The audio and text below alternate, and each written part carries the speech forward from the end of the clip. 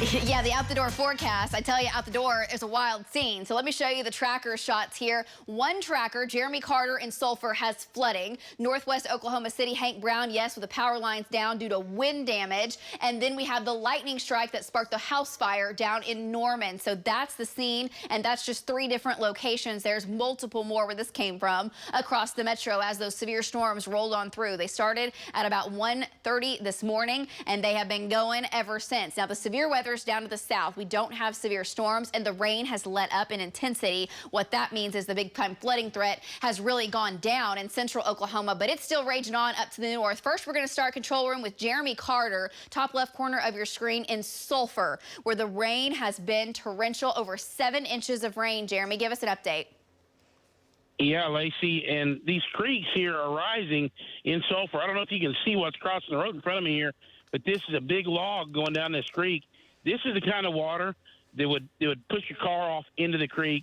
And really, with what we heard about Bethany, people really need to be considerate of their children out playing in areas where there's water raging like this. Back to you. Oh, that's such great advice. You know, it's horrifying what happened like Overholser yesterday, and we just don't want to see that scene play out. It's summertime in Oklahoma. The water can be tempting. We don't get a lot of this, but this is flood water. This is raging rapids, okay, and it can take your life. So be careful. Don't drive into something like that, please, obviously. Let's go now to Hank Brown with those down power lines. Storm showed it on a map. Crews are working there, but there's a lot to clean up. Hank, go ahead.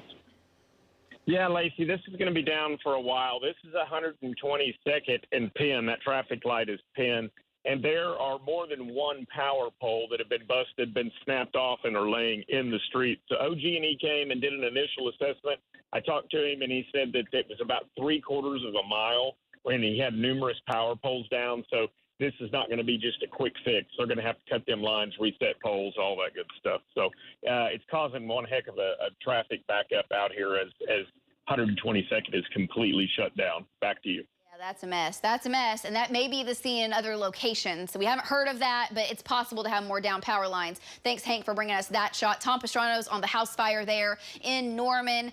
Crews have still been working to try to make sure that fire is out. The Norman Fire Department jumped on it very quickly. It's a lightning strike, right, Tom? Go ahead.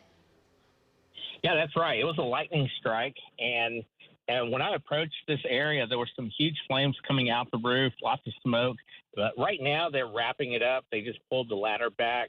I've seen a couple of trucks leave, so it looks like they're winding things down here. Back to you. Okay, so mopping up that scene. Thank you so much, Tom. Hate that for the homeowners there. Thankfully, we haven't heard reports of injuries out of that. Let's go now to links. Let's go to links 2. I have to look at my clicker, see which links I got. We got so many links boxes, and Andrew and I are tag teaming these. We've got 40, 50, 60-mile-an-hour winds that came through central Oklahoma, 66 in Sulfur. That's why we have those power outages, power poles down, had radar winds to 70 in northwest Oklahoma City, 67 Hinton, 64 in Minco. I think it's down to 13,000 customers without power. That's still a lot of folks in the dark. And the flood advisories, flash flood warnings continue.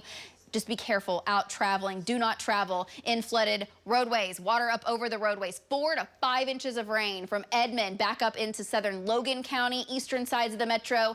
Big complex of storms fired up, all merged together over central Oklahoma overnight. And this is what's left on Storm Shield. Moderate showers, a little bit heavier off to the west, headed down Highway 81. Thunderstorms that are barely severe now, headed through Durant, could have winds to 60 miles per hour there, and this is pressing down to the southeast. It will end, northern edge comes in here in about the next hour. We've got a lot to get to, from viewer pictures to totals, and Andrew Adams, you've been looking at that, and you have the forecast. Over to you. Yeah, and you know, you think about how many overnight storm systems we've had lately. Last 2 weeks, you tally up all the rain, and there is a massive swath. Anything you see in the pink is 5 to nearly 9 or 10 inches in portions of northwest Oklahoma, western Oklahoma. So a ton of rain has fallen statewide, and that has led now to what is the wettest start to July we've ever had. 8.08 inches for the first 11 days of July.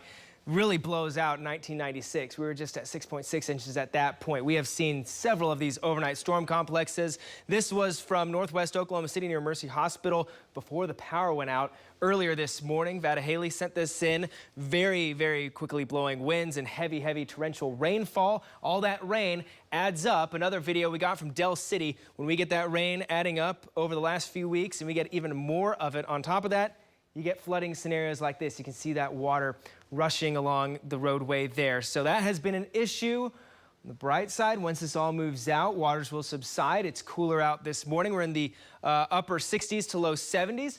Pretty average for us this time of year. Winds have lightened up as well. We've got a few gusts that have been peaking up around 20 to 25 miles per hour. Most of us have seen winds go down. We'll see rain chances go down. Sunshine this afternoon back into the mid 80s. We're at 85 here in Oklahoma City. Some upper 90s to triple digits down in the southwest, much hotter down there where it didn't rain quite as much. And then overnight back into the low 70s once again. As we continue through this week, we're going to see some hotter afternoons back into the mid 90s for a couple of them, and then we head into the weekend. More chances for some afternoon into overnight thunderstorms as we go Friday night through Sunday night. We'll be keeping a close eye on that, try to dry things out through the middle of next week.